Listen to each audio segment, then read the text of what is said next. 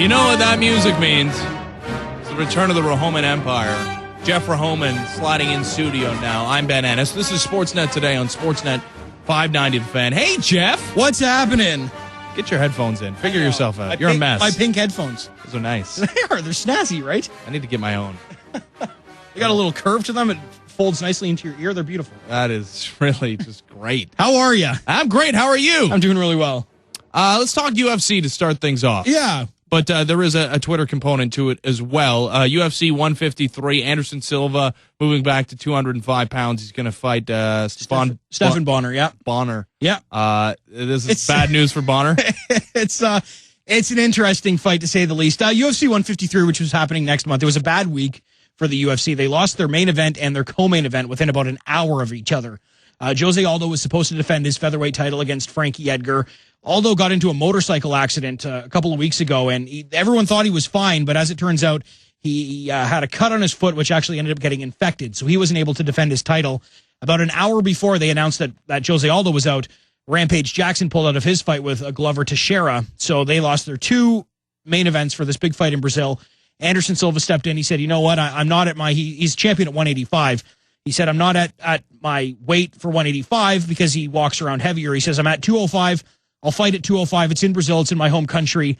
I'll save the show, but, you got to give me somebody that, not that isn't a threat, but, so they put Stephan Bonner into this fight, and nothing against Stephan Bonner because he's a great fighter and one of the pioneers for the UFC because he was the guy that fought Forrest Griffin in the season finale of the first reality show, which is where everybody sort of started. That's what really gained the UFC momentum was that first season of the reality show and ultimately that final fight. But this is not a good fight for Stephan Bonner, especially against a guy like Anderson Silva. It's not a good fight. Me personally, I see this fight going about a minute before Anderson Silva finally knocks him out.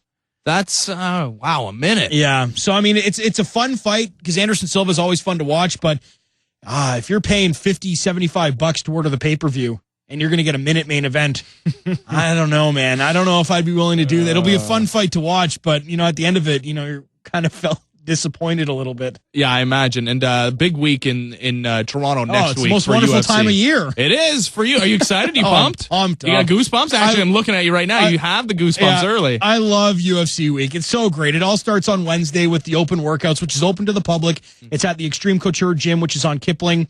Thursday is the news conference, which is at Real Sports. That's open to the public. Friday's the weigh-ins at Maple Leaf Gardens. That's open to the public. And then, of course, the show's on Saturday. So all these events, fans can come. They can check them out. They can meet all the fighters. They can see everything that happens. Cain Velasquez is hosting a question and answer session before the weigh-ins on the Friday as well. So it's a really cool week to be a fight fan, especially in Toronto. I got to ask you about Jerry the King Lawler and that stuff, because you do a podcast, Top Turnbuckle. I didn't see it, but I know what happened. You guess he had a heart attack in the middle of the show, and they just went without announcers for a little bit, and everybody was kind of freaked out. Is he okay? What's the update on that? He's doing really well. I mean, he had an operation. He had a stent put in, but he just touted, which is like the Twitter version for video, I guess. Oh, really? Okay. Yeah, there's you only get 15 seconds to send a video. Really? Yeah, it's called touting, but WWE is really big on it. Jerry Lawler just sent a tout from his hospital room yesterday, I think. And he says that he's fine. Doctors say there was a concern because he actually passed out during the heart attack. Yeah. There was concern that he might have brain damage, but it doesn't look like he has any sort of brain damage. They actually said he could be back to work in a couple of weeks. Really? Which is amazing considering, how close of a call it was. They were saying that the show is in Montreal. The EMTs there essentially saved his life, because if this had happened, they said in like his hotel room where there wasn't paramedics around, or at a smaller show, he would have been dead. But the EMTs acted really, really quickly, and they saved his life, and he's actually doing really, really well, which is great. Yeah, that is crazy. Now it's time to get to Geoff Rohoman's tweets, which is great. And I'm kind of sad that Tiff is leaving. So am I. I mean, I'm sad because all the celebrities leave, but I'm mostly sad because we lose the Toronto International Film Festival, a fake film festival, with 3 Fs. Hashtag TIFFF. Yeah. If you want to see all of Geoff. I got a whole bunch of retweets too. Oh, that's great. I want to rattle off a couple here. Sure. Word is Christian Bale is hitting up the downtown Yuck Yucks tonight. Justin Bieber just cleared out the top floor of Real Sports. That got like 12 retweets. Just got to Failties in Mississauga. Matt Damon is in the private room. Hashtag, how do you like them apples? Yeah, right? You have to hashtag that, if anything, Matt Damon. That's great. A total of 37 retweets for Operation TIFFF. That 37 retweets was just for the Tom Hanks, Halle Berry waiting in line for Argos tickets tweet. 37 retweets. That's great, man. Why would Tom Hanks and Halle Berry be at the Argos game? How are you doing followers-wise? You must be doing pretty well now. No, I think they all hate me. Oh, really? If people show up there and no one's there. That's tremendous. Okay, let's move along from TIFFF. And if you just search that hashtag, you'll see all of Geoff's tweets. You can also follow him at Roho590. All right, September 10th. I'm such a terrible person, but is there anything funnier than watching someone sprint down the subway stairs only to watch the door close? You are a terrible person. Come on. The subways run like every 3 minutes. Is that really going to make a difference in your day? To sprint down them, if I hear the subway, I slow it down. If I hear the doors there, I slow down my pace so I don't look like that person. Depends. I can wait the 3 minutes. No, I can't. They don't come every 3 minutes at like the tail end of like at 1:30 or whatever. They come every 10 or so. If you're catching the last train, okay, fine. I won't laugh at you if you get caught in the doors. I've been the guy that's held the door open. Oh, really? I've been that guy. Do you get the big loudspeaker guy saying, please don't hold the doors? Yeah. I don't care. I don't care. Yeah, no, I've been that guy before. You're going to get your bag caught outside of it, halfway in, halfway out. I hope you're talking about my backpack, yes. Eating KD with a cut-up hot dog for lunch. I know you're all jealous. Hashtag still 12. Is that not the best lunch ever? Come on. Kraft dinner with cut-up hot dogs in it. Were you a guy, and I guess, are you a guy that puts ketchup in? No. Are you? No, that's disgusting. I agree. And somebody asked me if I had ketchup on it, and then somebody sent me a picture because I made them hungry. That's a Canadian thing. Oh, and somebody sent me a picture of like this bowl of Kraft dinner looked delicious. Ketchup all over. I was like, what are you ruining a good meal for? Yeah, you know what? Gross. I am in favor of ketchup with grilled cheese though. Oh, I am too. Absolutely. Yeah. And you know what? If I have like a fried egg sandwich, I'll put a little ketchup on that. Really? Yeah. Yeah, you'd be surprised. Oh, sorry, I forgot about another TIFF one TIFFF that really caught my attention that I was a big fan of. Also, apparently, Barney is sitting next to me on Media Row. I guess this is from the Jays game. Yeah, that's kind of an inside joke with me and David Alter, but Barney. Barney. He's in town for TIFF. Why not? Yep. September 12th. How come all slow walkers walk on an angle so you can't pass them without crossing over? Right. Hashtag get out of my way. Right? I'm leaving the subway at Sherbourne Station to come to work, and these slow walkers, they walk on an angle. I don't know if they have their head down, but like I'm about to pass them on the right, and then slowly I'm getting pushed onto the road. So I got to pull an Iverson crossover and go around the left. Oh, that's good. Yeah, over a Tyronn Lue? Yeah. I'm breaking ankles. I'm breaking my own ankles because these people don't know where they're going. I guess they teach them that at slow walking school. They all have to walk on an angle. I don't know what that is. It's like at the mall. Everyone pushes you off the... I can't walk in a straight line anymore. I don't get it. September 13th. How come Homer Simpson can laugh at a teacher for dropping his notes, but I'm the jerk for laughing at the guy whose man purse exploded? This guy on the subway, I don't know, his zipper broke or something, and the side, just papers everywhere, and I'm killing myself sitting on the seat, and everyone's looking at me like I'm the jerk. I'm like, first of all, this guy's carrying a man purse. Did he laugh at himself? He looked flustered. Oh.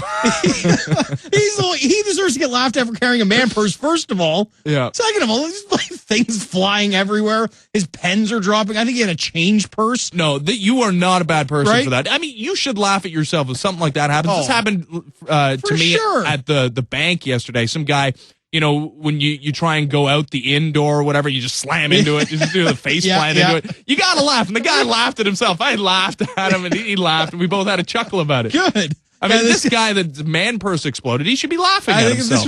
He was in like a nice suit. He's probably going to Bay Street. It's probably a $400 bag that just had shoddy stitching. To me, it was amazing. Especially in, the Simpsons reference, right? Where he's in class. I think he went back to school, Homer did. It was one of the earlier episodes, and the teacher right off the bat dropped his notes off, and Homer just starts cackling in laughter, and everyone's looking at him like. I actually don't remember that. Oh, yeah. We need Momin Qureshi in here to. I know he knows every episode. September 13th, dear business women who can't walk in your heels in this one. And do a stop and said, "You don't look sexy. You look dumb." Yeah. Hashtag wear runners. The stop was supposed to be stomp, and every girl will know this. That if there's a girl that can't walk in heels. They sort of stomp along. They don't like heel toe it. They sort of walk flat. And that's not an attractive look for people. You know what? If you can't walk in heels, you know what? Let's go with some flats here. This is reason like number 500 at why I respect women so much. I mean, how do you walk in those things? Absolutely. Have you seen? There's a great video of an Ivory Coast beauty pageant. Mm-hmm. And the one of the women is wearing just looks like they're pencils on the bottom of her shoe. Yeah, and she cannot I've seen walk. That one. She does a speed wobble. Oh man, she's stumbling all over the place, and she bails and then can't stand up on them. It's pretty funny. I do respect women that are able to walk in heels, but if you can't, probably leave them at home. Yeah, so you can't really fake it. Yeah, we need like training wheels for those. It should be trained, or like a second heel, like a second spike on the end, and it could be like see-through plastic. Yeah, there so you can't go. see it. Oh man, let's go on Dragon's Den. Yeah, that's good. That's not bad. Let's do it. Just 3 hours ago, this one caught my eye as well. I feel like I can get away with a free haircut by simply running away from the barber. You're not allowed to run with scissors. # save money. It's a good point. You're not allowed to run with scissors. What was like the first thing you learned in grade 1? No running with scissors. That's a good point. I need a haircut. Mm-hmm. I'm going to see what happens. No, you need a haircut? It's if my hair gets too long, it grows afro. So it's either see that. If it's super long, then it's cool. But if it's sort of at a medium length, it's just really awkward and I got to wear a hat. Let's talk about The Ultimate Fighter as well. Those are tremendous tweets, by the way. The Ultimate Fighter back on Sportsnet as well. What's the deal with this new season? It's Shane Carwin versus Roy Nelson. Those are the two coaches, which are actually really good coaches. They're two big heavyweights. Shane Carwin is a beast at heavyweight. He's a former interim heavyweight champion. And Roy Nelson he's a character. I mean, I don't know if you've ever seen Roy Nelson. He's got a big beer belly on him. He's got this inventor of the full Nelson. He's got not inventor of the full. I believe that was Hercules Hernandez. Okay, sorry. From W9. But yeah, Roy Nelson. He's got this big mullet. He looks like a mountain man. He's got a huge beer gut on him, but he's actually a really good fighter. He's got an iron jaw, so makes for a good coaching dynamic. A couple of Canadians are on the show. Mike Ricci trains out of TriStar Gym in Montreal with George St. Pierre. And a lot of those guys. And there's another guy, his name's slipping me right now, Michael Hill, I believe. He's out of Kelowna, BC. He's made the show as well. So there's a couple of Canadians that we can root for on there. And the dynamic's going to be really good because Roy Nelson's got the personality to sort of carry the show. Last season, between Uriah Faber and Dominic Cruz, I mean, they're good coaches, but the entertainment aspect wasn't really there with their personality. So even Dana White said right off the bat, he says, you know what? Roy Nelson's a good fighter. He's got great jiu-jitsu. He's got an iron jaw, and he's a pain in my butt. So I think it's gonna make for a good season between the two of them, and they're gonna fight in the finale, which I believe is first weekend of December. Roy Nelson and Shane Carwin are gonna fight, and Shane Carwin's a former heavyweight champion. A win like that over Roy Nelson could get him right back in the title mix. Thank you, Jeffrey. It's always a pleasure, always. Ben. Yeah, no, always. It's my highlight of my week. I don't think you're the only one. No, I know. See you, buddy. See ya. You can follow Jeff on Twitter at Roho590 for all your TIFFFFF needs. Running out of days to tweet about fake